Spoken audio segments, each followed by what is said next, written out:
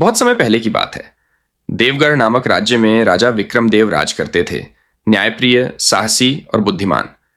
उनकी प्रजा उन्हें देवता मानती थी। लेकिन एक दिन एक अजीब घटना ने पूरे महल में सनसनी फैला दी। पहला मोड़, रहस्यमयी नक्शा। राजमहल की पुरानी लाइब्रेरी की मरम्मत के दौरान एक नौकर को एक पुराना चमड़े का लिफाफा मिला।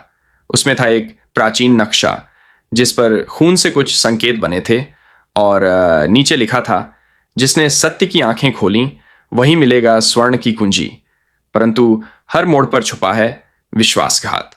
राजा ने तुरंत अपने गुप्तचरों और मंत्रियों को बुलाया, लेकिन कोई नहीं समझ पाया कि यह नक्शा किस दिशा में इशारा कर रहा है। राजा को लगने लगा कि यह महल से जुड़ा कोई छुपा खजाना है, लेकिन उससे भी ज्यादा शायद कोई गहरा राज। दूसरा मोड़, रात्रि का संकेत। उस रात राजा को सपना आया। एक साया उसे उसी नक्शे की ओर खींच रहा था और कह रहा था, राजा, तुम्हारे पूर्वजों का पाप तुम्हारे सामने है। अगर तुमने सच्चाई को उजागर न किया तो यह राज्य नष्ट हो जाएगा। राजा विक्रम अब इसे केवल खजाने की बात नहीं समझ रहे थे। ये कोई साजिश या इतिहास का छुपा सच हो सकता था। तीसरा मोड़, विश्वासघात। राजा ने भेष बदलकर अपने दो सबसे विश्वस्त सैनिकों वीरभान और यशपाल के साथ नक्शे का अनुसरण शुरू किया। रास्ता उन्हें महल से 30 कोस दूर एक प्राचीन गुफा की ओर ले गया। गुफा के द्वार पर लिखा था, केवल वही प्रवेश पाएगा जो अपने सबसे बड़े डर से आंख मिला सके। भीतर घुसते ही राजा को एक पुरानी दीवार पर कुछ चित्र मिले, जहां दिखाया गया था कि राजा के पूर्वजों ने एक संत को छलकर उसका अमूल्य ज्ञान चुरा लिया था और उसके बदले उसे जिंदा गाड़ दिया गया। तभी वीरभान ने राजा पर तलवार तान दी।